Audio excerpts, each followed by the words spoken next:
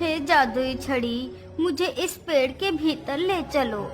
इतना कहते ही बुढ़िया अपनी शक्तियों से उस पेड़ के खोखले तने में प्रवेश करने की कोशिश करती है। अरे ये क्या, मैं इस पेड़ के अंदर जा क्यों नहीं पा रही हूँ? अरे दुष्ट डायन, तुझे क्या लगता है तेरे जैसी दुष्ट डायन इस पेड़ के अंदर जा सकती है? तो ये तेरी भूल है। इस वृक्ष के अंदर सिर्फ वही जा सकता है जो सच्चा और ईमानदार है। अच्छा, तो ये बात है, इसी वजह से आज तक मैं इस पेड़ के अंदर नहीं जा सकी। अब मुझे कुछ भी करके ऐसे इंसान को ढूंढना ही होगा। इतना बोलकर डायन वहाँ से गायब हो जाती है।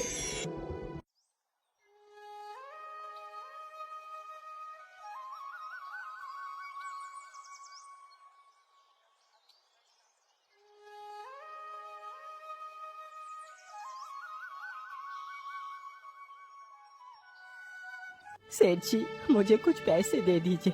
मेरी माँ की तबीयत बहुत खराब है। मुझे मेरी माँ के लिए दवाइयाँ लेनी है। मैं आपके पैसे जल्दी चुका दूंगा। अरे नहीं मोहन, तुझे क्या लगता है मैं तेरे जैसे भिखारियों को मुफ्त में ही पैसे बांटता हूँ? पहले तू मेरे पास अपनी कोई कीमती वस्तु गिरवी रख, फिर मैं तुझे पैसे दूंगा। लेकिन सेठ जी, मेरे पास तो ऐसा कोई वस्तु नहीं है, फिर मैं आपके पास गिरवी क्या रखूं? अरे मोहन, तेरे पास तेरे दोनों बैल तो है ना, तू उन्हीं बैलों को मेरे पास गिरवी रख दे। लेकिन सेठ जी, उन्हीं बैलों से ही तो मैं मजदूरी करके आपके पैसे लौटाऊंगा। यदि मैं आपको वो बैल भी दे दूंगा तो मैं क्या करूंगा सेठ जी? मेरा सहारा तो वो 2 बैल ही है। देख मोहन, वो सब मैं नहीं जानता। यदि पैसे चाहिए तो बैल तो देने ही पड़ेंगे।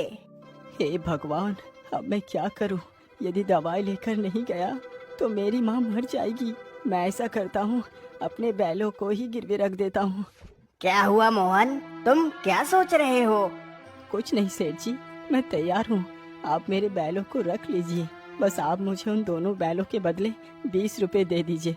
ठीक है, ये लो 20 रुपए। मोहन तुरंत ही 20 रुपए लेकर बाजार जाता है और अपनी माँ के लिए दवाइयाँ खरीदता है तथा 1 महीने का राशन ले लेता है। हाँ, मैंने सारा सामान ले लिया है। चलो अब वापस घर लौट चलता हूँ। इतना कहकर मोहन अपने घर के लिए निकल पड़ता है।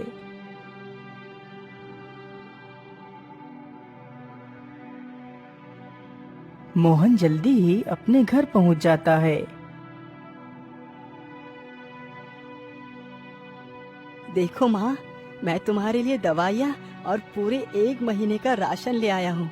लेकिन बेटा, इतने सारे पैसे तुम्हारे पास आए कहाँ से? माँ, हमारे पास और कोई दूसरा रास्ता नहीं था, इसीलिए मैंने अपने दोनों बैलों को सेठ के पास गिरवी रख दिया। माँ, मैंने सोच लिया है कि मैं आज ही शहर को चला जाता हूँ और पूरे 1 महीने तक शहर में ही पैसे कमाऊंगा। फिर वापस अपने गांव आ जाऊंगा और अपने दोनों बैलों को वापस ले लूंगा। अच्छा ठीक है बेटा, तुम्हें जैसा भी ठीक लगे वैसा ही करो। अच्छा माँ, अब मैं चलता हूँ। तुम अपना ख्याल रखना, मैं जल्दी ही लौट कर आऊंगा। इतना कहकर मोहन पोटली में कुछ सूखी रोटियां बांधता है और शहर के लिए निकल पड़ता है।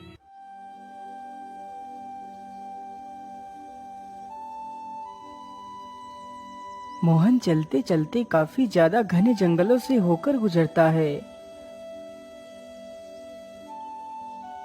अरे राम राम राम, मैं तो चलते चलते कितना ज्यादा थक गया हूँ।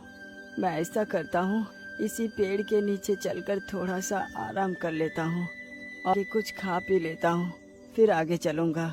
इतना सोचकर मोहन पेड़ के नीचे ही बैठ जाता है और अपनी वही सूखी रोटियों की पोटली को खोलता है। अरे क्या बात है बेटा, देखने में तो तुम बड़े ही भोले और शरीफ लगते हो। तुम ये सूखी रोटियां क्यों खा रहे हो? क्या करूं माताजी, इस गरीबी ने मुझ पर इतना बड़ा जुल्म ढाया कि मैं एक वक्त का खाना भी नहीं खा सकता। इसीलिए मुझे जो कुछ भी मिल जाता है वही मेरे लिए पर्याप्त है। अरे बेटा, ये तो बड़े ही दुख की बात है। वाकई गरीबी जीवन का सबसे बड़ा अभिशाप है। वैसे तुम जा कहाँ रहे हो?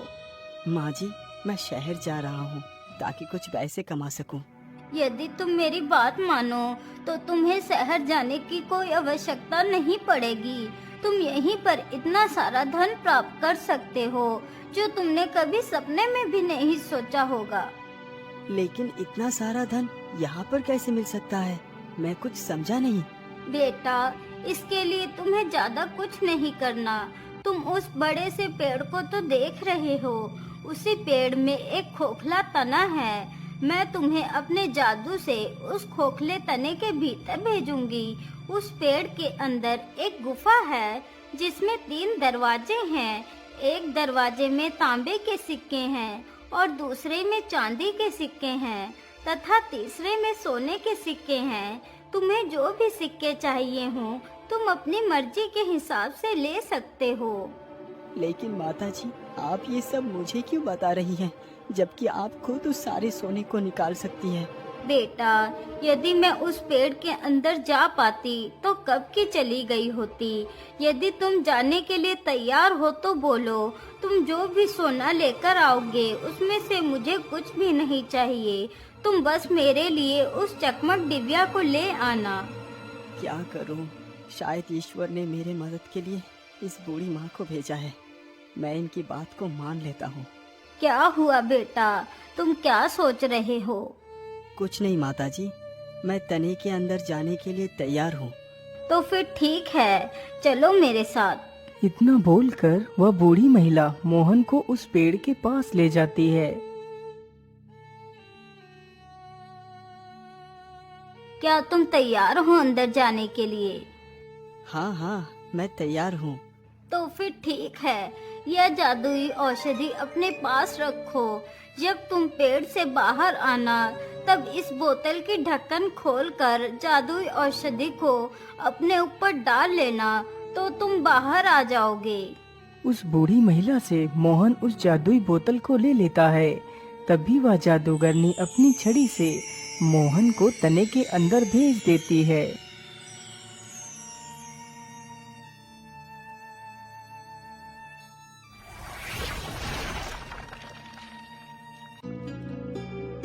अरे बाप रे बाप, ये गुफा तो कितनी बड़ी है।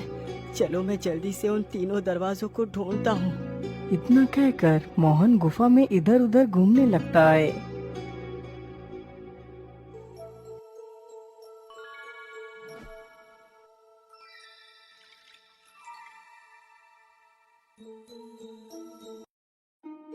मोहन गुफा के भीतर काफी देर तक इधर उधर घूमता है, लेकिन उसे वह तीनों दरवाजे कहीं भी दिखाई नहीं देते। ओहो, इतनी देर से मैं इस गुफा में घूम रहा हूँ, लेकिन अभी भी मुझे वो तीनों दरवाजे नहीं मिले। पता नहीं वो तीनों दरवाजे कहाँ हैं। मोहन इतना कह ही रहा था कि तभी उसकी नजर नीचे जमीन पर पड़ती है।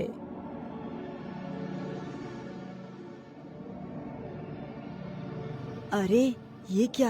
ये तो एक गिलहरी है और इसने तो अपने मुंह में एक सोने का सिक्का दबा रखा है। इसका मतलब जिस ओर से ये गिलहरी आ रही है उस ओर ही वो तीनों दरवाजे हैं। मुझे उस ओर ही चलना चाहिए। मोहन उस ओर को ही चल पड़ता है जिधर से वह गिलहरी आई थी। कुछ दूर चलने के बाद मोहन उन तीनों दरवाजों के पास पहुंच जाता है। अरे मैं तो उन तीनों दरवाजे के सामने ही खड़ा हूँ। चलो जल्दी से दरवाजे को खोल कर देखता हूँ। इतना सोचकर मोहन दरवाजे के पास जाता है और उस दरवाजे को खोल देता है तो देखता है कि हर तरफ तांबे के सिक्के ही सिक्के थे। अरे वाह, जैसा उस बूढ़ी महिला ने बताया था यहाँ तो एकदम वैसा ही है। तो इसका मतलब सोने और चांदी की सिक्के का दरवाजा अभी बाकी है। चलो जल्दी से दूसरा दरवाजा खोलता हूँ। इतना कहकर मोहन गुफा का दूसरा दरवाजा भी खोल देता है तो देखता है कि दूसरे दरवाजे के अंदर सब चांदी के सिक्के ही पड़े हैं। चलो अब मैं जल्दी से उस सोने के सिक्के का दरवाजा भी खोलता हूँ। फिर मोहन तीसरा दरवाजा खोलता है।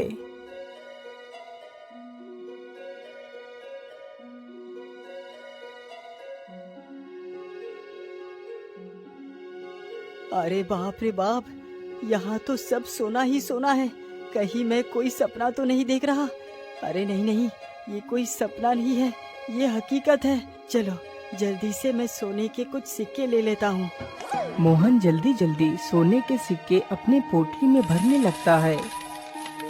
हाँ हाँ, इतना सोना मेरे संपूर्ण जीवन के लिए पर्याप्त है। वैसे मैंने सोना तो ले लिया, लेकिन वो चकमक डिबिया कहाँ है? तभी उसकी नजर एक चमकदार वस्तु पर पड़ती है। अरे वाह, ये तो कितना चमक रही है। मुझे तो लगता है यही वो चकमक डिबिया है।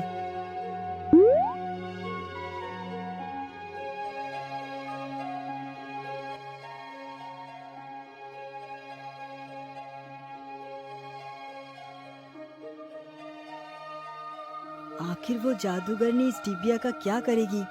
वैसे भी अब मुझे इस डिबिया के बारे में जानने की जरूरत ही क्या है? अब तो मैं कितना अमीर बन चुका हूँ। चलो अब इस पेड़ से बाहर निकल चलता हूँ। इतना कहकर मोहन उस जादुई बोतल के ढक्कन को खोलकर उसमें भरी जादुई औषधि को अपने ऊपर डालता है।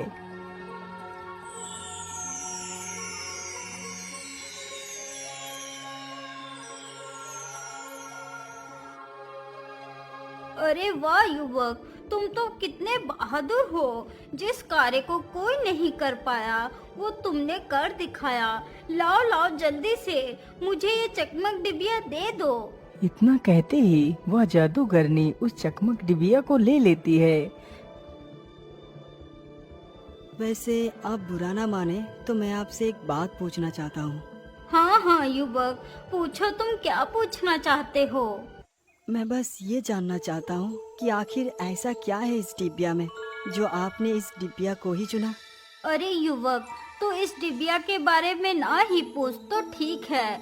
अच्छा अब मैं चलती हूँ। इतना बोलकर जादूगरनी गायब हो जाती है।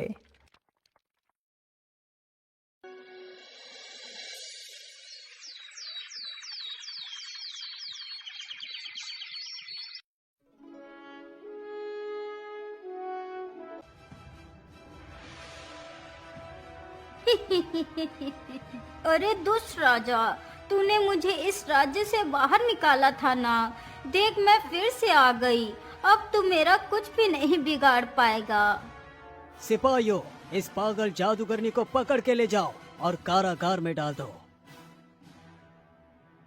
हे चकमक डिबिया, तू इस महल के सभी लोगों को सम्मोहित करके मेरा गुलाम बना दे।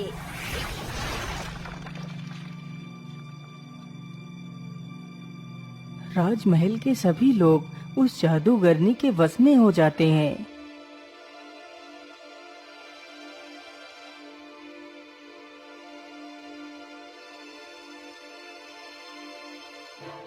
आज से मैं हूँ इस राज्य की महारानी। आज से इस राज्य में सारे काम मेरी मर्जी के मुताबिक होंगे।